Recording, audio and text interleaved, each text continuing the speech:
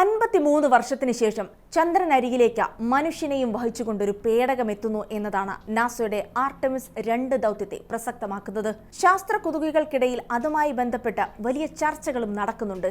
എന്നാൽ ഇൻഡെപ്ത് സംസാരിക്കുന്നത് ഒരു ഗൂഢാലോചന സിദ്ധാന്തത്തെക്കുറിച്ചാണ്.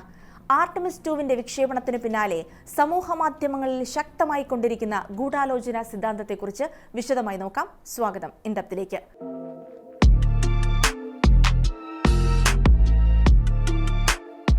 മനുഷ്യൻ ശരിക്കും ചന്ദ്രനിൽ ഇറങ്ങിയിട്ടുണ്ടോ?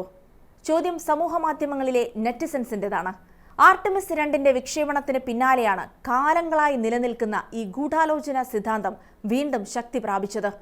1969 ജൂലൈ 20 അപ്പോളോ 11 ചന്ദ്രപര്യവേക്ഷണ വാഹനത്തിലെത്തിയ നീൽ ആംസ്ട്രോങ് ആദ്യമായി ചന്ദ്രനിൽ ഇറങ്ങിയെന്നാണ് നമ്മളെല്ലാവരും പഠിച്ചിട്ടുള്ളത്. എന്നാൽ അതൊരു കെട്ടിച്ചമച്ചുണ്ടാക്കിയ കഥയാണ് എന്നാണ് നിലവിൽ പ്രചരിക്കുന്ന തിയറി. നിലവിലെന്ന് പറയുമ്പോൾ ഇപ്പോൾ പ്രചരിക്കാൻ ആരംഭിച്ചതല്ല, വർഷങ്ങളായി നിലനിൽക്കുന്നതാണ്. അത് വീണ്ടും ശക്തമായിരിക്കുകയാണ് ഇപ്പോൾ. മാനവരാശിയുടെ വലിയ കുതിച്ചുചാട്ടം എന്നൊക്കെ വിശേഷിപ്പിക്കപ്പെട്ട നീൽ ആംസ്ട്രോങ്ങിന്റെ ചരിത്ര ദൗത്യം ഉള്ളതല്ല എന്ന് വാദിക്കാൻ പല ഗൂഢാലോചന സിദ്ധാന്തങ്ങളാണ് വ്യാപകമായി ഉയർന്നു വരാറ്. ഹോളിവുഡ് സംവിധായകൻ സ്റ്റാൻലി കുബ്രിക്കിന്റെ സഹായത്തോടെ ഒരു മരുഭൂമിയിൽ സെറ്റിട്ട് ഷൂട്ട് ചെയ്തതാണ് നീൽ ആംസ്ട്രോങ്ങിന്റെ ചന്ദ്ര ദൗത്യമെന്നാണ് അതിലെ ഏറ്റവും പ്രബലമായ കിംവദന്തി. ശീതയുദ്ധകാലത്ത് സോവിയറ്റ് യൂണിയനുമായുള്ള മത്സരയോട്ടത്തിൽ മുൻപിലെത്താനുള്ള അമേരിക്കയുടെ ശ്രമത്തിന്റെ ഭാഗമായിരുന്നു അതെന്നും പറയപ്പെടുന്നു. ചന്ദ്രനിൽ നിന്ന് പകർത്തിയ നാസ ഭൂമിയിലേക്ക് അയച്ച ചിത്രങ്ങളെയും വീഡിയോകളെയും ഉൾപ്പെടെ സംശയദൃഷ്ടിയോടെ കാണുന്നവരുമുണ്ട്. ചിത്രങ്ങളിലും വീഡിയോകളിലും കാണപ്പെടുന്ന നിഴലുകൾ, കൊടിയുടെ ചലനം, നക്ഷത്രങ്ങളെ കാണാത്തത് ഒക്കെ ചിലർ തങ്ങളുടെ വാദങ്ങളെ ന്യായീകരിക്കാൻ ചൂണ്ടിക്കാട്ടാറുണ്ട്.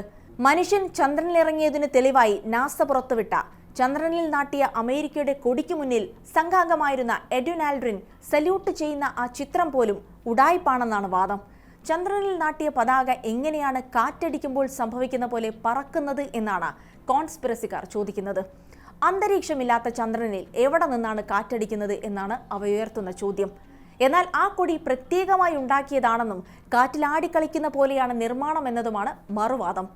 ലൂണാർ ലാൻഡിങ്ങിന് ഉപയോഗിച്ച പേടകത്തിലെ നിയന്ത്രണ റോക്കറ്റിൽ നിന്നുമുള്ള വാതകം മൂലമാണ് ഇതെന്നും ഒരു വാദമുണ്ടായിരുന്നു. കെട്ടുകഥയാണെന്ന് വാദിക്കാൻ ഗൂഢാലോചന സിദ്ധാന്തക്കാർ ഉയർത്തിയ മറ്റൊരു ചോദ്യം ചന്ദ്രനിൽ നിന്ന് പകർത്തിയ ചിത്രങ്ങളിൽ നക്ഷത്രത്തിന്റെ അഭാവവുമായി ബന്ധപ്പെട്ടാണ്. മേഘങ്ങൾ പോലും ഇല്ലാതിരിക്കെ ചന്ദ്രനിൽ നിന്നെടുക്കുന്ന ചിത്രത്തിൽ നക്ഷത്രങ്ങൾ നിറഞ്ഞിരിക്കേണ്ടതല്ലേ എന്നാണ് അവർ ചോദിക്കുന്നത്.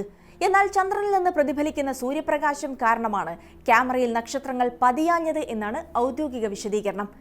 ഇനിയൊന്ന് നിഴലുമായി ബന്ധപ്പെട്ടാണ്. സൂര്യൻ മാത്രമാണ് പ്രകാശ സ്രോതസ്സെങ്കിൽ നിഴലുകൾ സമാന്തരമായിരിക്കണം. പക്ഷേ ചന്ദ്രനിൽ നിന്നുള്ള ചിത്രങ്ങളിൽ അത് അങ്ങനെയല്ല. അതും ചന്ദ്രദൗത്യം വ്യാജമാണെന്നതിന്റെ തെളിവാണെന്നാണ് പലരും പറയുന്നത്. എന്നാൽ ഈ വാദവും തെറ്റാണെന്നാണ് ശാസ്ത്രലോകം പറയുന്നത്. ചന്ദ്രനിലെ മണ്ണ് ഭൂമിയിൽ ഉള്ളതിൽ നിന്ന് വളരെ വ്യത്യസ്തമാണ്. ഭൂമിയുടെ മണ്ണിൽ നിന്ന് വ്യത്യസ്തമായി ചന്ദ്രന്റെ ഉപരിതലം ഭാഗികമായി മാത്രമേ പ്രതിഫലിക്കുന്നുള്ളൂ.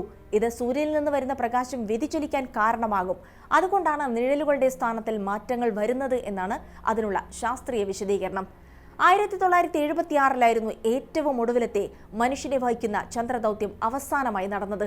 പിന്നീട് ദശാബ്ദങ്ങൾക്ക് ശേഷമാണ് ഒരു രാജ്യം ചന്ദ്രനിൽ ലാൻഡറുകളെങ്കിലും ഇറക്കുന്നത്. ഇത്രയധികം സാങ്കേതികമായി വികസിച്ച കാലത്ത് ചന്ദ്രദൗത്യം വളരെ പ്രയാസപ്പെട്ടിരിക്കെ അന്ന് മനുഷ്യൻ ചന്ദ്രനിൽ കാലുകുത്തി എന്നൊക്കെ പറയുന്നത് തട്ടിപ്പാണെന്നും ഒരു വാദമുണ്ട്. അതിനും കൃത്യമായ മറുപടികൾ ശാസ്ത്രം നൽകുന്നുണ്ടെങ്കിലും ഗൂഢാലോചന സിദ്ധാന്തം വളരെയേറെ ശക്തമാണ് എന്നതാണ് വസ്തുത. പല സർവേകളിലും ഇക്കാര്യങ്ങൾ തെളിയുകയും ചെയ്തതാണ്. എന്നാൽ അതെല്ലാം ഇപ്പോഴും വാദങ്ങൾ മാത്രമാണ്, ശാസ്ത്രീയമായ തെളിവുകളല്ല എന്നതാണ് നമ്മൾ മനസ്സിലാക്കേണ്ടത്.